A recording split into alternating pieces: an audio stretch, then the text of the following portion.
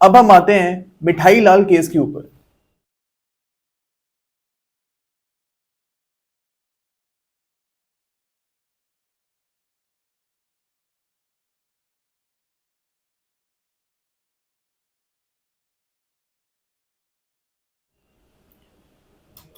अब इस केस में बोला गया था कि अगर 90 डेज के अंदर अंदर with in 90 days of the death of the party,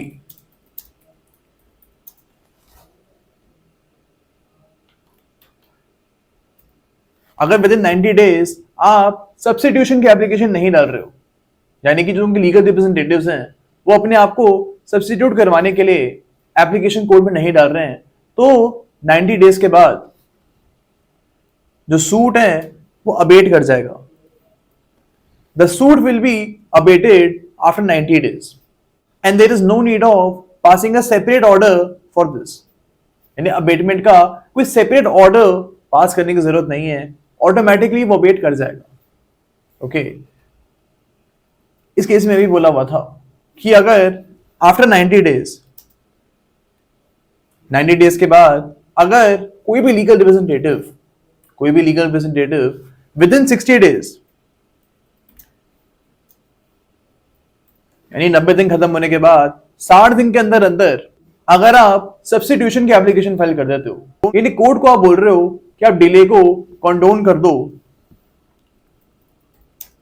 आप डिले को माफ कर दो एंड केस में हमको आप सब्स्टिट्यूट करवा दो।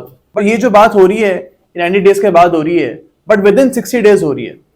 ओके अब इन दिस केस कोर्ट जो है वो पार्टी को सब्स्टिट्यूट करवा सकती है एंड यहां पे पार्टी को एक सेपरेट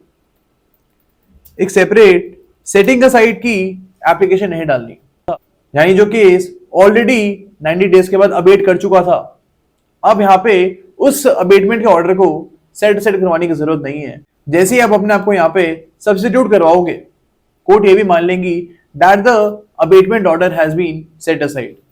तो इस केस में यही बोला गया था that a separate setting aside application does not have to be filed.